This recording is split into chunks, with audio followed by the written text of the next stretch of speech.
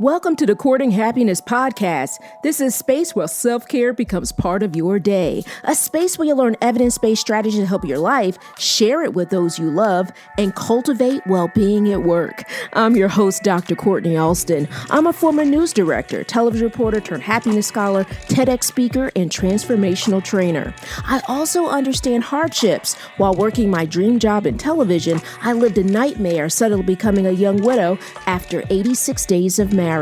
I became committed to learning more about resilience, healing, and happiness. This is how I discovered my area of research, which is positive psychology. Now I'm living my calling of training individuals and organizations on happiness. And my new chapter begins with being happily engaged. The Courting and Courting Happiness is about a true courtship. I like to say commitment with happiness. The K in courting stands for the vulnerability of sharing my story, inspirational interviews with phenomenal people, the infusion of positive psychology, and so much more. You'll learn how to commit to your well-being one episode at a time. I hope you subscribe and share. So, are you ready? Let's get started. Welcome to episode 72. I'm Dr. Kortni Alston. Thank you so much for listening. I'm so happy that you're here. So, are you familiar with this sound? Well, if you commute, you spend a lot of time on the road. In the United States, the average one-way travel has increased to a new high of 27.6 minutes in 2019. And that's according to the United States Census Bureau. In India, it was found that on the average, it took respondents about 27 minutes to travel in urban cities across India for work and education. And in Canada, the average commute time ranges from 60 to 75 minutes one way. So no matter where you live, and if you're like me, gone from working remote to back on the road, you're taking more steps and clocking in more miles heading to work. Now, I was inspired to focus on commutes and what they say about us because, guys, I have a long commute. I work full-time as a college professor in Greensboro, North Carolina, but my fiance and I live in Charlotte. He is a television reporter in the Charlotte market, and he has been working at his station for more than 20 years. My fiance's name is Ken, and I talk about him very often because he's amazing. So I relocated to North Carolina from Georgia, where I was working as a professor at another university. And prior to that, I was working on my PhD at the University of Florida. So I relocated to North Carolina for us to live together, right? And because we're engaged and plus being in a long distance relationship, it's so wonderful that we live together. And today we share a home. But my commute is 112 miles one way from our house, which is nearly 2 hours. Yes, I said it. I have a 2-hour commute, roughly 1 hour and 45 minutes, 48 minutes, maybe 2 hours, depending on the traffic, but roughly a 2-hour commute one way. The things you do when you're in love. And I am so grateful because, to be honest with you, I love the fact that we're in the same state and also in the same home, especially after being long distance for about a year in our relationship. So if you're like me and you live on the road, right? About 2 hours one way, 4 hours round trip, I could say I live on the road. This episode will help you see time differently. So before you start your car, here are some practices that may help you on your commute. The Harvard Business Review published an article by James R. Bailey and Dr. Andy Cohen, PhD, which is titled, "That Dreaded Commute is Actually Good for Your Health." You heard what I just said? That dreaded commute is actually good for your health. Well, Bailey and Cohen say this, quote, "You've taken this ride countless times. As a matter of fact, you travel the same route every day. During the commute, you turn on the media. Maybe it's the news, music, an audiobook, or talk radio. You show up at work, do your thing, then repeat the whole process in reverse. It might seem robotic. It might even seem pathetic, but it's good stuff for your mind and your body. End quote. Wow. Right? It really makes you think differently about your commute.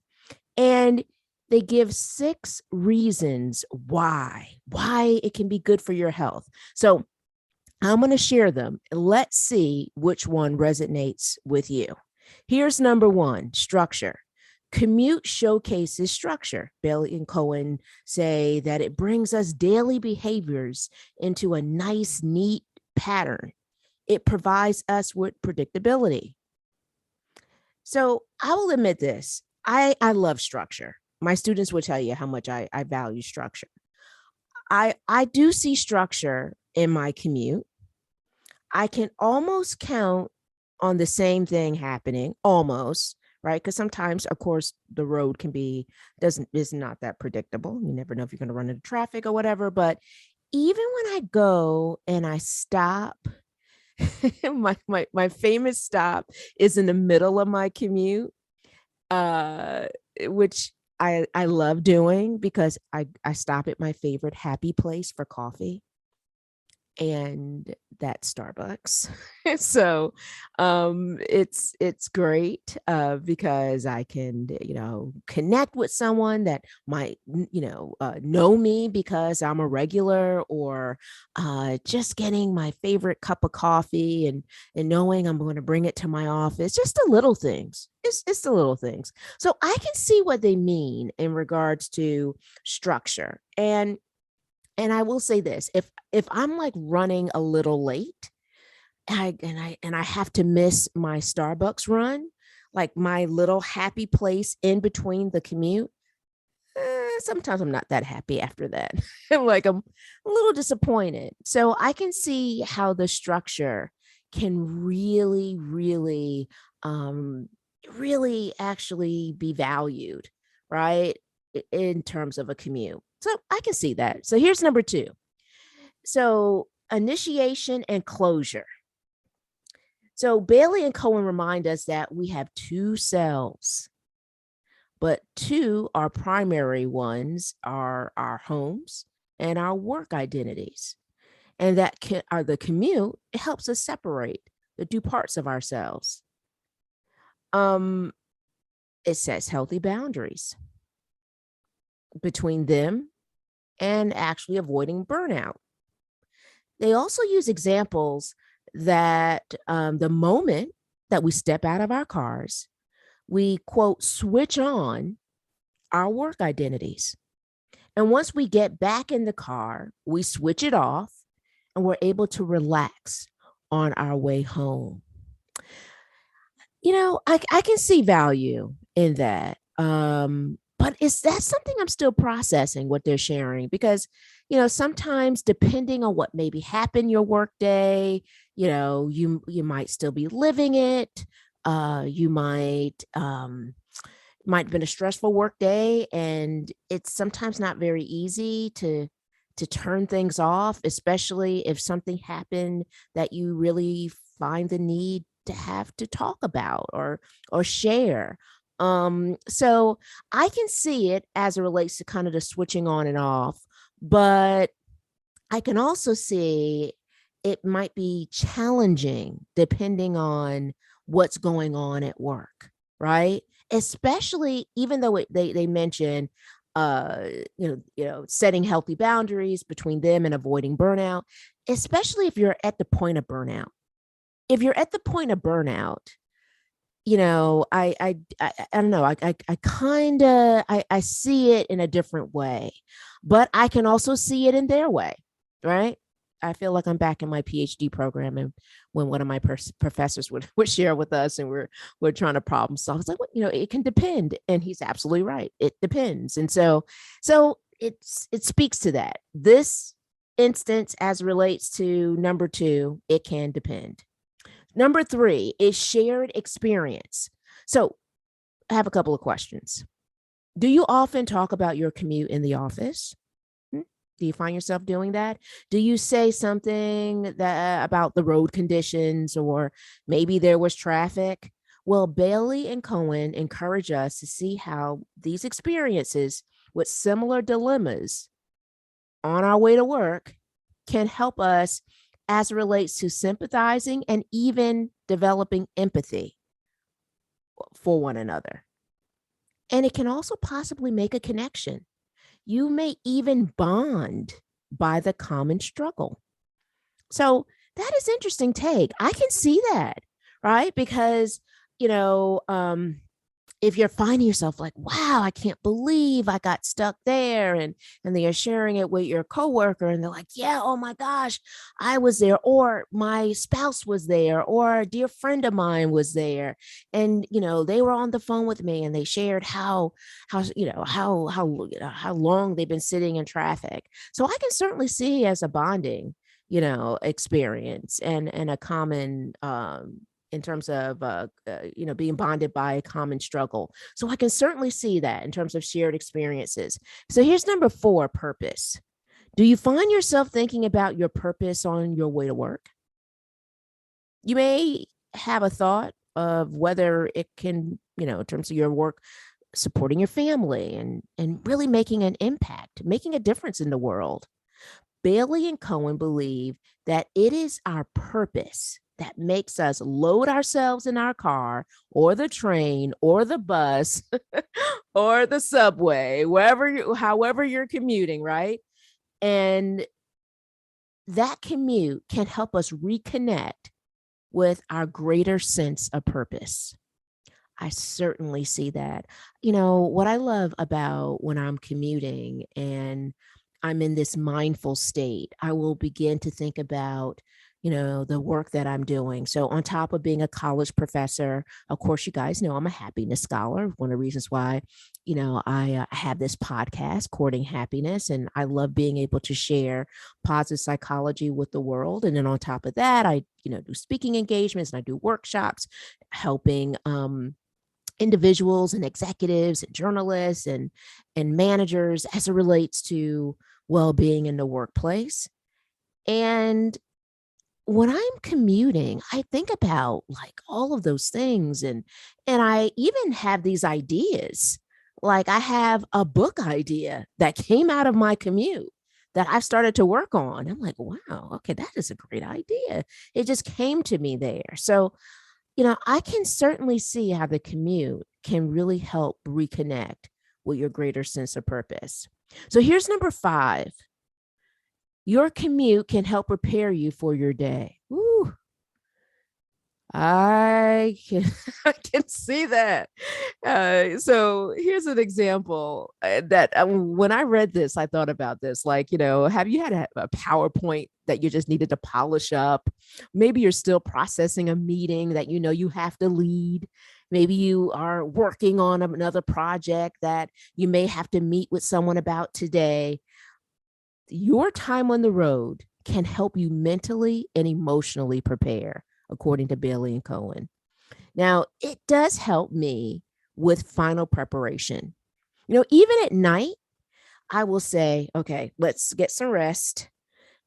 We're going to save what you're thinking about for your commute tomorrow. I will actually say that to myself, especially if I'm finding a hard time going to sleep or, I'm still working. I'm one of those individuals like, okay, time to shut down, right? But I love when I say that, let's get some rest. We're going to save it for your commute, especially because after you rest, after you sleep, you feel so recharged. So your thought pattern may be different from last night where you were, tired or maybe groggy and not feeling like yourself. But, when I get rest, when I sleep and I wake up in the morning and then I'm driving on my commute, heading to my mid happy place, right? Before I go to work, it allows me to really think through and process some things. So yes, I agree in terms of preparation. It certainly has helped me do just that. Has it helped you prepare? I'd love to hear about it. Feel free to share with us in our Facebook group.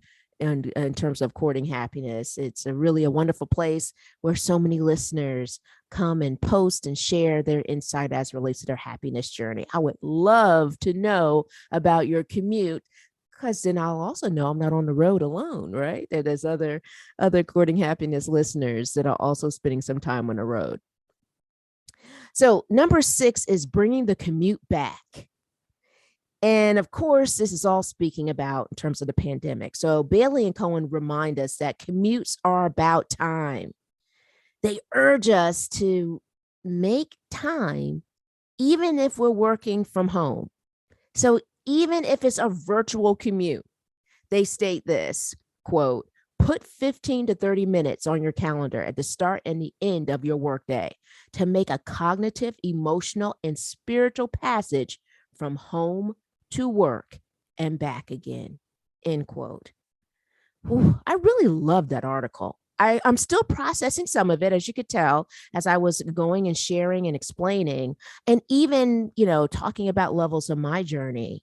But I really treasure the recommendations and the insight, because it allows us to kind of really be proactive and be mindful to look at our commute differently. And I love thinking about my commute mindfully. I really do. I think it's a great space and place to be. And I have one to share. And that is, the other day, my commute got sweeter. My fiance, Ken, took off of work and drove me to work. He also served as a guest speaker, as I mentioned earlier. He is as a television reporter here in Charlotte, and he's an amazing journalist. He is a multiple Emmy Award-winning television reporter, Edward R. Murrow Award as relates to journalism, and the Associated Press Awards, just to name a few, right? And so serving as a guest speaker for one of my classes, and actually in this case, it was for 2 of my classes, is really such a gift, not simply for me, but for my students. So my classes loved it. He shares so much of his brilliance with my students. He's such an incredible man, an amazing partner. And I have to share this is because the old Kortni, who, took on so much and, would just pile on even more, if that old Kortni still existed, that old Kortni would have more than likely have said to him, hey, you don't have to take off for work. I have this. I'm fine. I can handle it. I mean, it's, I can do it. Whew, I learned an important lesson in my PhD program, being a part of a rigorous program. And one of the things that I learned is the importance of accepting help.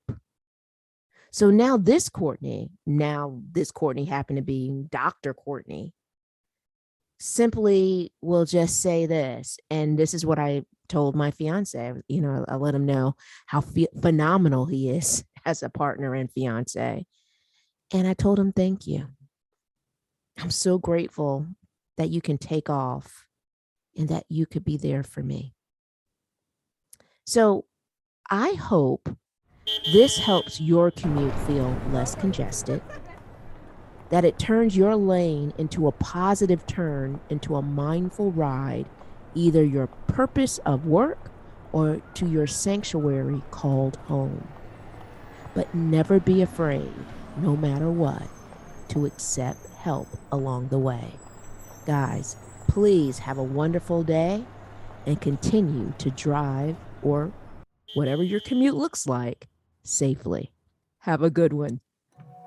Let's continue this conversation online. Email us at podcast@drkortnialston.com. That's podcast@drkortnialston.com. Join us on Instagram at Courting Happiness. Don't forget, that's courting with a K. Also, I hope you join our private Facebook community. You can find us at Courting Happiness Podcast Community. Our private Facebook group is a safe haven to share, meet more people looking to build positive relationships, focus on well-being, and create a happier life.